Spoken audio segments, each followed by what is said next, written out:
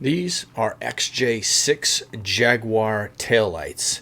Customer states they don't make them anymore, and these are two-tone. So we are going to make silicone molds using a two-piece 3D printed splitter board, and we're going to cast solid translucent red ones for the customer. My name is Eric Strebel. I'm an industrial designer. Welcome to my channel about product design and making. Alfred backpack hanger in stainless steel and aluminum, designed by me, holds your backpack, lets you charge your phone, holds your keys. It's an incredibly versatile tool. You can use it anywhere in your home or office. Thanks for those of you who've purchased recently. It really helps support the channel. Did you know this episode's sponsor, PCBWay, offers injection molding services, including plastic molding, liquid silicone rubber, as well as insert and overmolding. They offer a wide range of plastic materials, from hard to soft and flexible varieties. Additionally, they offer a wide range of SPI mold surface finishes as well. Check them out for your next project. Link in the description below. This is the Jaguar that the taillights come from. It's a Series 2 XJ6. The first thing I'm going to do is scan the taillight on my flatbed scanner. This gives us a scan that looks like this, and we can trace the outline of this to use to make our 3D printed splitter board. So this is what the splitter board looks like. Each one is made of two pieces, and this will greatly aid in me removing them from the first half of the silicone mold. I'm going to print these on my Bamboo X1 3D printer. Can't say enough good things about it. I'll leave a link in the description below. Can't recommend it enough. All right, so these are the two 3D printed splitter boards. This is the left one. I've printed the weight of the part on here to help me just in case in the future if I ever need to make any more. I've left the support material inside. It's not hurting anything, and it's giving me additional support. This is the right one, put the date on it, and I've also put these little notches in here, and these will help me remove the splitter boards after the first half of the silicone mold is made. Here's the 3D printed key seals. They are TPU, so they are flexible, and this will be really useful for removing them from the silicone molds because they are flexible and will help them come out, particularly because there is an undercut, and I wish to leave these inside the silicone. Let's take a look at this lens. It's pretty standard. Has a split line that's perfectly flat, and that's really good for us. The hard part is where we inject the resin into. Maybe you could do it here. This would be the natural low spot on this lens, but it's not good because it needs to be optically good, and we don't want to mess anything up there, and I don't want to do any sanding or anything like that. Now you can take a look at these screw bosses right here. They're angled a little bit. Maybe you can see it on this one. It's angled a little bit this direction. So we'll end up tipping the tool this way, and we'll use the ejector pin spots for vents, and we'll do an inlet pour hole right here. So this will be our closest low spot, even though the lowest low spot would be down here. We're gonna go with right here. We should be fine.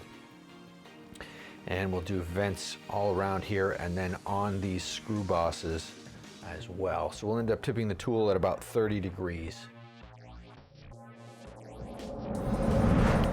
To make the mold boxes, I'm going to cut up an old shelf. It actually has some latex paint on it. No big deal, the silicone won't stick to that.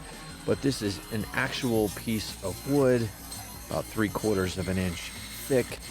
And the reason why I use natural wood here instead of, let's say, like MDF is that it's much stronger and it won't split when I put screws into it. Even though I'm pre-drilling everything, this will keep the molds nice and tight, and they'll be solid and quality. Let's assemble the mold boxes around the splitter boards, and I'm just pre-drilling all the holes through so that I can put the screws in. You'll notice with this setup and the 3D printer splitter board, I don't need a bottom. So it's one less part of the mold box that I actually have to make because the lens will sit and cover that hole. So it makes it one step simpler and easier to do. I mark all the pieces so that when I take them apart, I can put them back together in the same way. On the very bottom of these lenses, there's actually a little weep hole for allowing moisture to come out of the tail light area. And this needs to be plugged up so that we can cast the first half of the mold. It'll be removed later. It's very important that this is a non-sulfur based clay so that the silicone will cure. I'm applying white glue, a PVA here, and this is a non-destructive adhesive and what we'll use to glue the lens to the 3D splitter board, and now we'll pop in the key seal. In this project, I'm using all the materials from BJB. This is their 5051 silicone. Thanks to them, big shout out for all their technical support for this project and great customer service as well. I highly recommend them. Link in the description below. Once the material is mixed up really good, I put it in the vacuum tank and we're gonna degas the silicone. Easily degasses. Again, another really nice benefit of this BJB 5051 silicone. Degas is really easy, really nice to use. I'm putting a little silicone into the screw bosses to get those to form correctly. Then I'm going to pour the silicone from one place and let it flow out. At the top of the screen, you can see my dental vibration table. This is essential to get all the air bubbles to rise to the top of the silicone. At least this is what I do, and it works fantastic.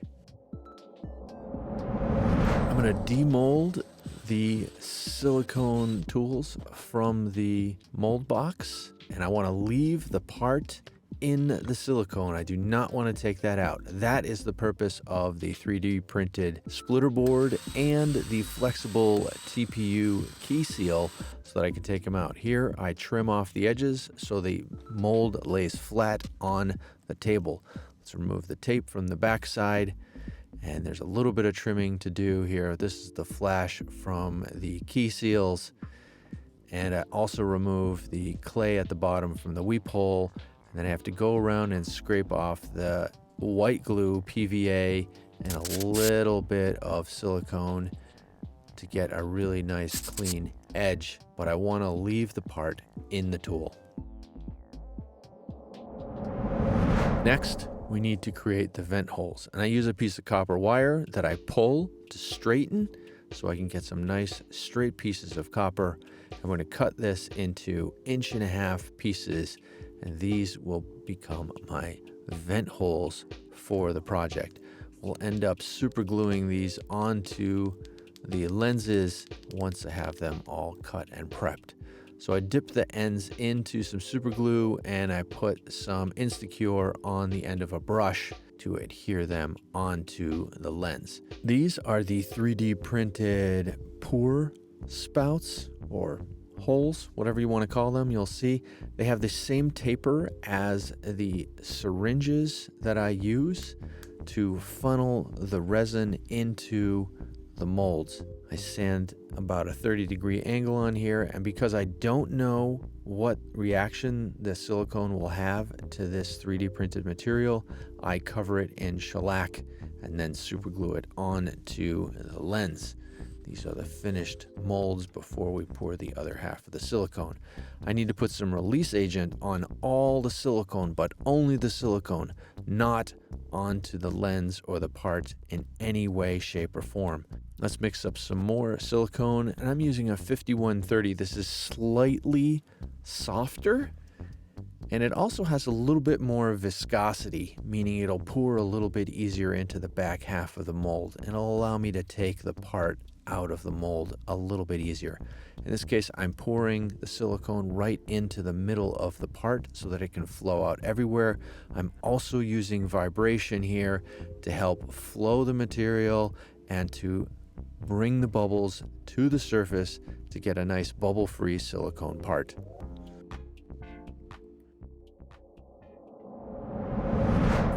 Part has cured. I now have 2 halves of the silicone mold. We're going to remove them from the mold box and remove all the little copper vent holes and the little pour sprue and demold and take the part out. We'll do this for both sides. This is the mold. The key seals are undercut, meaning they should naturally lock the 2 halves together because there's a draft angle there. This is what the molds look like. They're very nice. They have to be perfect so that you can get translucency. A lot of people ask for me to cast resin parts for them in clear, but the parts aren't shiny or glossy. And if your parts aren't shiny or glossy, you won't get transparency. You'll get translucency, meaning light will come through, but you won't be able to see through the part. So it's very important that you have a perfect mirror finish on your master so that you can get good parts that look as good as the original and you can actually see through. Let's heat up the molds so that we can pour into some nice warm molds, and they go into my warming box, and I have a video about that, link up here in the top right, that get heated to about 110 F. To make these parts, BJB recommended their water clear 85D transparent resin. So we're going to use that to make some fantastic parts. We're going to take the part B and we're going to mix up just a batch and add the colorant to it first. They recommend anywhere from 0.5% to 1% colorant by volume, mixing up about 0.75% here. So really nice dark red. And we'll pour that in. And so that way I'm always pouring from the same batch of color so all the parts have the same color to them.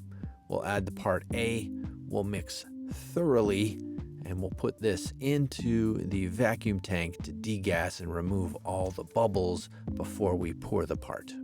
Let's remove the warmed up parts from the little heater oven that I have here.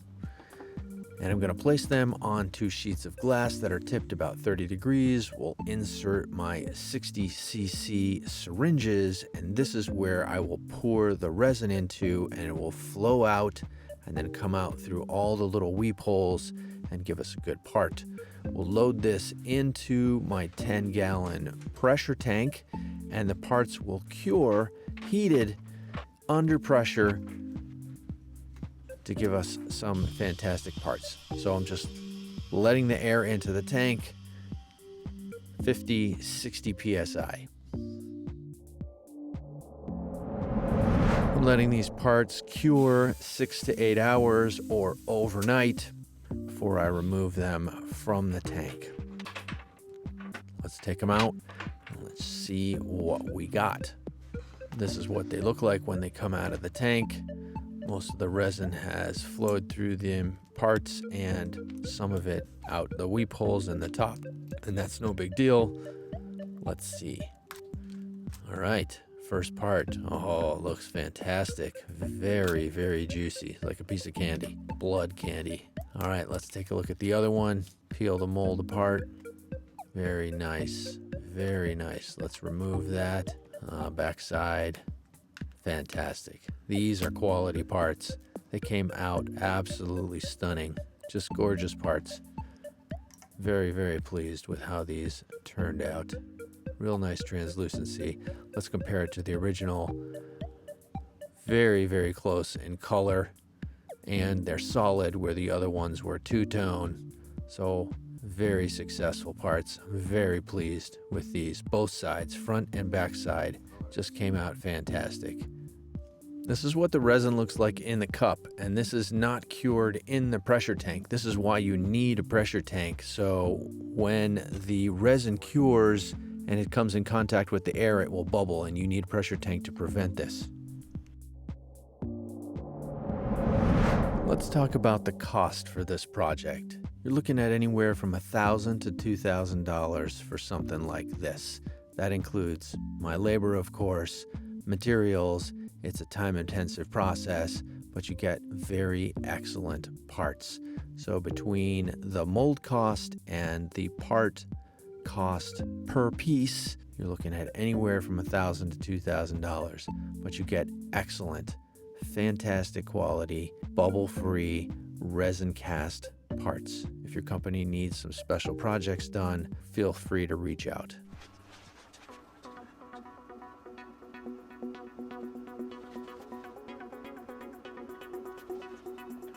Make sure you give the video a thumbs up and don't forget to subscribe if you haven't already done so. Make sure to hit the bell so you get notifications every time I have a new video. Also, don't forget to follow me on social media. I'm on Facebook, Instagram, and Twitter. Links in the description below and on the channel page. Rock on. Don't forget to check out the t-shirts and hoodies in the merch shelf below. Click here to check out some of the other design and making videos that I have that you might enjoy.